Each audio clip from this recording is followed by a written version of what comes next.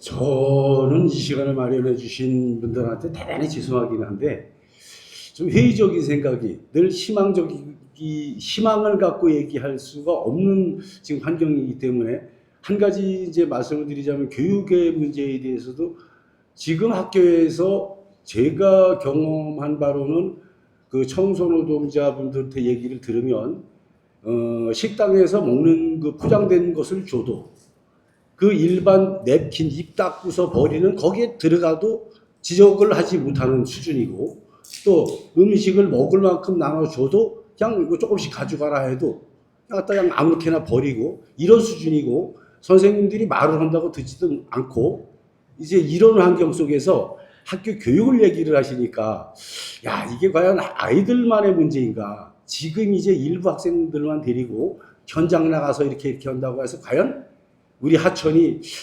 변화가 가능할까? 그렇게 이제 접근하다 보면 저는 가장 우선해야 될 부분들이 그 중앙정부나 지방정부에서 예산에 일정한 예산을 투입을 해서 이 문제에 얼마만큼 관심을 갖느냐가 중요한 거지, 돈 없이 지금 뭐 돈 가지고 한다고 하천 정비하는 게, 대한민국 저도 이제 다니면서 곳곳 가면은 하천을 많이 보거든요. 하천 정비 사업 보면은 그 아주 인류적으로 똑같습니다.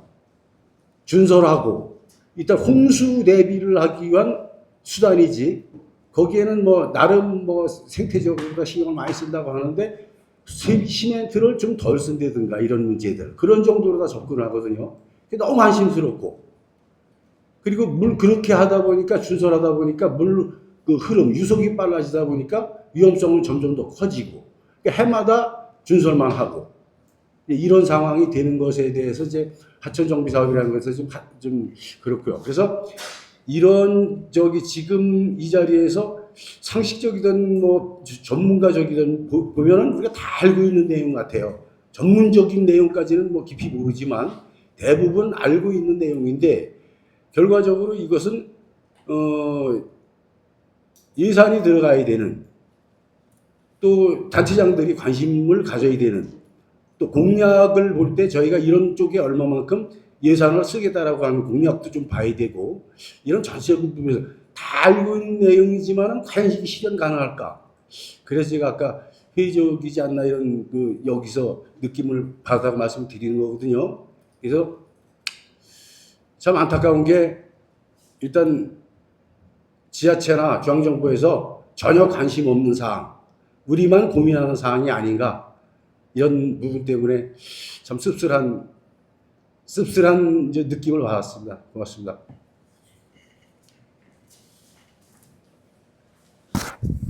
예, 정말 말씀 감사드립니다. 그 굉장히 핵심을 전곡을 찌르셨어요. 여기 대해서도 글쎄 토론장인지 제 토크쇼인지 모르겠어요. 예, 죄송합니다. 말이 좀 많을 것 같아요. 예, 저는 이 리빙랩 같은 경우는 이 사업 규모가 크지가 않습니다. 규모가 크지 않고요. 그러다 보니까 저도 박정호 대표님한테 부탁할 때 굉장히 좀 많이 힘들었어요. 그럼에도 불구하고 굉장히 해주셨고, 이겁니다. 저도 이 소리 들었어요. 리빙랩 관련돼서 이거 발표한 다음에 그거 했을 때 다른 관계자분 있어요. 2억짜리 사업을 몇 천만 원에 했네 당신은? 후려치기야? 이렇게 저도 그 비아냥을 들었습니다. 그러니까 이제 환경부랑 이렇게 같이 연구하시는 분들이 비아냥 아니에요, 그거죠. 그만큼 고생했다, 그거를 이렇게 좀 말씀하신 건데요. 이거 어쩔 수가 없습니다. 저희도 예산이 이렇게 따오고 혹은 예산을 확보하면 그걸 통해서 어떻게 보면 더 대규모적으로 할 수 있겠지만, 그런데 문제는 이제 중앙 정부나 이런 데서 예산을 분배를 할 때 아무래도 그 순위에서 좀 많이 좀 밀리는 그 현실이, 그건 또 현실이에요, 사실은. 그러다 보니까 없는 예산에서 저희가 이거를 가져와서 쪼개서 쓰고 이런 것들을 그렇게 해서 해온 겁니다. 만약에 저희가 그 예산이 없어서 하지 말아야지 하면 이렇게 못했을 것 같아요, 사실은. 근데 그럼에도 불구하고 아까도 말씀드린 아마 예산에서 많이 어디 가셨죠? 이 말씀을 들으셨어야 할 것 같은데요. 어쨌거나 저희도 좀 다른 방향으로 이런 것들을 그거죠. 제대로 하려면 어머니들이 예산이 나오고, 그 다음에 그거죠. 어떤 분들이 어떤 것을 할 때 정당하게 인건비를 받는지 이러면 그 일은 돌아갈 수밖에 없어요. 책임감을 갖게 되잖아요, 사실은. 그 책임감을 가져서 그게 지속할 수 있는 이런 방안을 저희들 좀 고민을 해보도록 하고요. 하천 정비 관련돼서는 사실은 이게 저도 생태학 하는 사람인데요. 그럼에도 불구하고 저도 이제 많은 사례 있어요. 예를 들어서 작년에 가평 상면 쪽이죠. 그쪽에서 홍수가 났어요. 근데 홍수가 나서 어떻게 됐죠? 도로가 그러니까 몇십 년 만에 그 도로가 무너지고 그다음에 사면이 안에 없어졌어요. 근데 이게 굉장히 충격적인 것 중 하나래요. 그 당시. 왜냐면 저희도 물론 하천 기본 계획에 100년 주기 홍수에 맞춰서 이 제방이 무너지지 않을 거라고 저희가 설계를 해놨는데 그게 작년에 일어난 거예요. 근데 문제는 이제 저희가 생태하는 저 입장에서도 당연히 이것을 제방을 좀 허물고 보고 수직점을 좀 하고 그다음에 자연적인 걸 쓰고 이렇게 하는 것도 중요하지만 만약에 그렇게 했는데 그게 만약에 문제에서 인명피해가 나면 그때부터 이제 또 다른 문제입니다 사실은. 그러다 보니까 하천 정비나 이런 거는 굉장히 좀 어떻게 보면 이수와 치수에 더 거기에 맞춰서 하는 거. 저도 왜 이게 이렇게 되냐 봤더니 국가 보고서나 이런 것에도 그거죠. 극단적인 홍수가 많이 늘어나고 있대요. 거기에 대한 피해가 있고 거기에 대응하는 체계가 있다고 하다 보니까 환경이 약간 호수니까 좀 밀려나는 그런 것 지금 현상이 있습니다. 요거는 어떻게 보면 좀 비가역적인 걸 수도 있고요. 그럼에도 불구하고 그 상황에서도 저희는 어떻게 보면 그럼에도 불구하고 그 상황에서 환경을 좀 더 생각하는 공법이나 이런 거는 좀 더 봐야 할 것 같습니다. 혹시 여기 관련해서 왜냐면 이런 거는 대표님이 정말 잘 아세요. 제가 괴롭히는 이유죠. 시간이 좀 많으면 여러 가지를 이제 보고 듣고 제가 경험한 걸 말씀드릴 수 있을 것 같은데요. 거꾸로 몇 가지를 말씀드릴게요. 지금 말씀하신 것처럼 그 국가의 하천 정비 사업에 대한 패러다임은 조금씩 바뀌고 있죠. 근데 올해부터 많이 바뀔 거예요. 많이 바뀐다는 얘기는 그간의 국토부에서 진행했던 홍수나 가뭄을 대비하기 위한 하천으로 바라보는 내용의 사업, 즉 일명 하천 정비 사업, 소하천 정비 사업이라고 하는 그런 하천 정비 사업들하고 환경부가 지향을 했던 이쁘고 그다음에 생태적으로 조금 안정적이나 여러 가지 가치가 있는 생태하천 보건 사업, 이 관련한 내용들을 하나로 놓을 거예요. 그래서 결국에는 생태적으로 건전하다는 표현을 쓰거든요. 생태적으로 건전하고 온전하면서 수리수문적 내용까지도 포함하는 통합적인 하천 관리 시스템을 올해 안에 이제부터 실시를 하겠다라고 하지만 뭐 아시다시피 우선은 지금 아까 말씀하신 것처럼 재해에 대한 내용으로 먼저 좀 가고는 있는데요. 사실 제가 우리 도내에 여러 가지 하천 정비 사업이라는데 심의도 이제 많이 갔거든요. 조금 좀 안타까운 게 많아요. 뭐가 안타깝냐면은 역시나 그 힘의 논리와 권력의 논리가 조금 더 지배적으로 가게 되면은 거기는 투입되는 예산이 좀 많아져요. 이게 굉장히 좀 재미없는 얘기 중에 하나가 아니 왜 여기에 하천 정비를 한다고 다시 이 옆에 하천길을 다 긁어내고 올려야지? 봤더니만 그 안쪽 계곡에 딱 하나의 펜션이 있어요.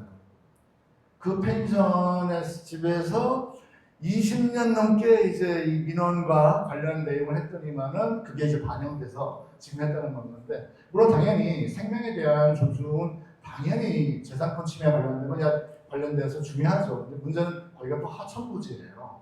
국가 하천부지에 개인이 펜션을 운영하겠다고 빌려서 들어온 땅에 건물을 세워서 했는데 그 한 가구를 위해서 거기에 수십억의 하천정비 사업한다는 것도 굉장히 언밸런스한 이런 내용이기 때문에 우리 시의원이신 권두성 의원님께 계시면은 의원들께서 사실은 잘 걸러주셔야 될 필요할 것 같고요. 두 번째로는 교육에 관계된 내용인데요. 사실 교육 굉장히 어렵죠. 유지하기 정말 어렵습니다. 저도 이제 사실은 시민단체에서 요청이 와서 그 뭐 경기 권역이라든지 뭐 심지어는 전라도 광주까지도 그 교육을 갔었어요. 가가지고 막 여러 가지를 진행하는데 단언컨대 유지되는 곳은 단 한 곳도 없어요. 없을 수밖에 없는 이유는 결국은 예산과 그거에 관계되어 있는 지역 주민의 관심도의 방향이 계속 바뀌기 때문이에요. 그러다 보니 이제는 모든 지자체들을 하는 얘기들은 지금처럼 공모 사업을 많이 하라는 얘기예요. 계속 지속적으로 우리 이런 거 했으니까 이거 하겠다. 이런 거 했으니까 이거 하겠다. 그래서 이게 조금 바빠지면은 반대말로 얘기하면은 되는 지자체만 공모 사업을 계속 따게 되고 안 되는 데는 아예 진입도 못하는 이런 일이 벌어지죠. 물론 거기까지 가면 할 수는 없겠지만은 저는 그래도 굉장히 율무찬에서의 이 리빙 랩이라고, 사실 리빙 랩이라고 하는 개념 일반 시민은 잘 모르시죠. 그냥 간단하게 얘기하면 시민들이 지역의 과학자다. 그래서 그걸 시민과학이라는 단어를 써요. 그러니까 지역에 관심을 갖고 객관적인 어떤 자료들도 만들면서 지역을 홍보하고 공부하는 기회를 삼아라. 근데 이게 국가가 계속 지속해서 돈을 준다? 할 일은 아닌 거죠. 굉장히 파편화된 내용으로 가는 거기 때문에 다음에 연속을 한다고 하면은 지금 이런 결과물들을 잘 포장하고 잘 홍보하고 몇몇 분들이 많이 힘드시겠지만은 결과물인 책자도 만드셔야 되고 그리고 그 내용들을 널리 알리셔야 돼요. 춘천시 환경과에 들고 와서 회의 잠깐 하자. 그 오늘과 같은 이런 회의도 1차는 율문에 해당하는 걸 여기 우리 행정복지센터에 했지만은 춘천시에 관계되어 있는 회의실 빌려서 하셔도 돼요. 경기도는 그렇게 합니다. 경기도는 그 시장이 관계되어 있는 옆에 회의실이 일정표가 꽉 차 있어요. 그게 각각의 시민들이 일주일 내내 여기 시간대별로 와서 거기서 회의를 진행해요.